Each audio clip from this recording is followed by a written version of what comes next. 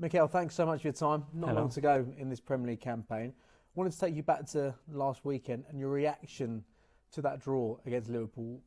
From some, it felt angry. Why were you so emotional? I was very disappointed to the level that we just had our standards on the day, especially in the first half, and when we are fighting still for a lot of things that are very, very important for the team, for the club. I think we didn't give our best version, and understanding how disappointed 3 days before was Paris and the way they have to get out of the competition. For me, that's not an excuse. You want to be in the level that we have to be.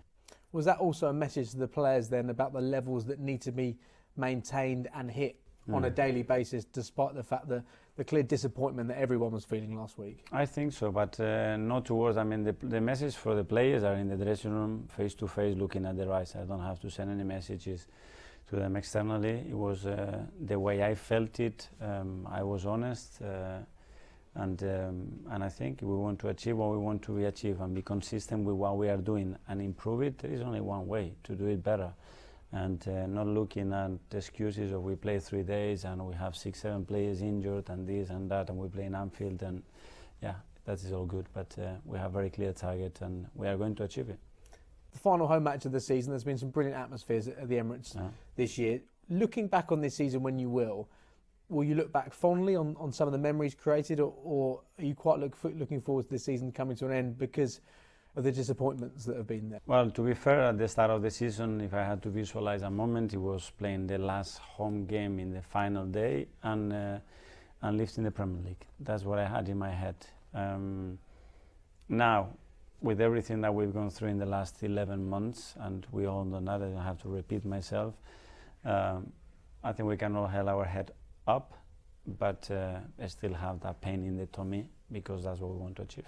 Have you found much enjoyment from this season? Because things have gone against you from pretty much the very start, whether it be red cards, whether it be injuries. It must feel like you've been problem solving every single week.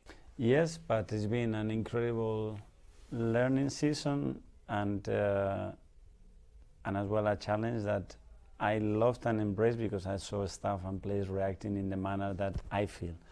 And not just justifying the situations, but just facing it, not talking about it, taking it on the chin and making the best that we possibly can. And that's been the real enjoyment.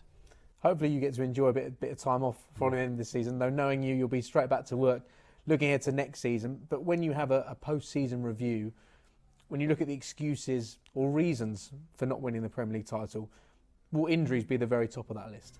For sure. Red cards and injuries for sure. But without that, we don't know what would happen. Will we be much closer? For me, the answer is without a question, yes, with what we are producing and the performances that we have.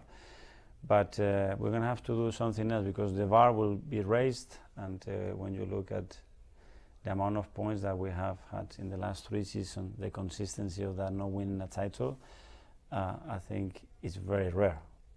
So we are very close. We are closing the probability so much. So we have to continue to be there and better, and that's the aim. You've spoken a lot about the numbers. You're producing the numbers. You have been over the course of the last 3 seasons. I think people want to know what sort of numbers and statistics that are ones that you take seriously and you think are important. No, well, one number, for example, is availability. Without that one, you have no choice, no chance to win anything. And the other one is, very much some stats that for us are very, very relevant to win football matches, not just to dominate it, but to win them. And we are very clear on what brings success to us and what we have to do, work on them, be more efficient, be better. And another one is the capacity to change games every 3 days and during the match, and that's why we have a big margin.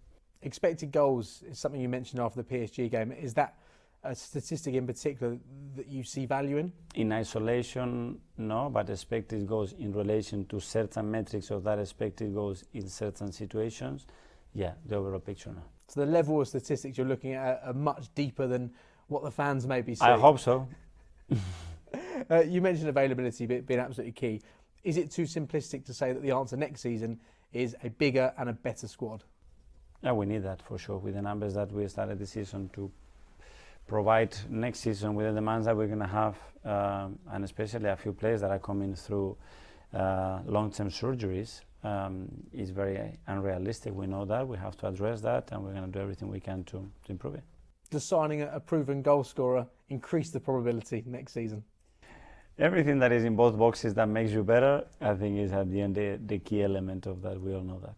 We know it's going to be a big summer. Do you think it'll be a tough summer as well to get it right in terms of recruitment? I think it's going to be a very exciting summer.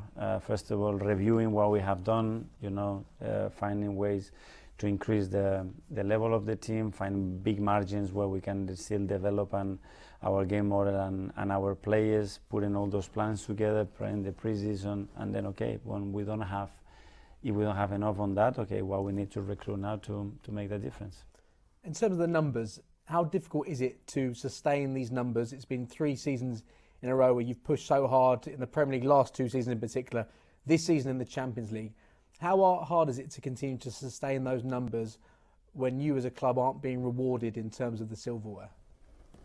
Well, I think the eagerness and the willingness to do it increases, and that's a positive. That has to be the motivation, because we need to have to be more consistent and earn more points to have a better chance to do that. And we all know that, and we know that we have the margin, we have the development skills still, because it's a really young squad.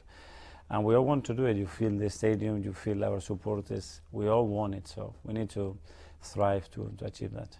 And does next season have to be the year that you do get rewarded if you continue to put in those numbers next season? We're going to try. We never know. No one can guarantee you to be in Europe or in the Champions League, nevertheless, to win a major trophy. That's impossible. And we have to go on day one with the joy, the enthusiasm, to day by day earn the right to be there. That's what we have to do. The outcome, will be the outcome. Let's see and make sure that we enjoy the journey. We do what we have to do within the journey. And again, it's driven by that joy, that drive, a smile on face, enthusiasm, instead of we have to, because if not what? And if you win it, what happens the next season? So I don't like working like that. Planning already well underway for this summer. You said how much you love the squad you have right now, but how much help do these players need in terms of bringing other additions in the summer? Yeah, especially because we're going to lose quite a lot of players. I mean, there are players out of contract, there are players that were here on loan. So yeah, the squad becomes suddenly really thin on top of the injuries that we have. So we know that we have that duty, that necessity. If we have players in the academy that they can help, great. If not, we know what we have to do. And can you give us some insight, without giving us names, of course, in terms of the conversations, the early conversations you've had with Andrea Berta? What is it that you are aligned on? What do you agree on heading into this summer? Well, since day one, I mean, when we were interviewing that role and we had it in front of him, he was very clear. This is for me to go to the next level, what this squad needs, and was very aligned, and you can tell, the experience. He's built some great squads, he's won major trophies, so someone with that clarity is very, very helpful. In terms of the goalkeeper situation here, Bert Leno was doing a great job, but you decided to try and change things. You brought in Aaron Ramsdale. Aaron Ramsdale seemed to be doing a really good job, and there was surprise when you brought in David Raya, but you've been proven correct with every single decision you've made. Do you think there'll be some surprises for those on the outside in terms of the positions on the pitch that you try to regenerate and improve in? I don't know. That will be a surprise. For me, it's not a surprise because we see the capacity of every player, the way they are performing, can they evolve in the model, in the necessities of the game to achieve what we want to do. And when we make a decision like this, which probably outside is difficult, we have to do for what we see every day, how we feel it, and having obviously the work done. And then it can work or it cannot work, and that's an element that is unfortunately very present in football.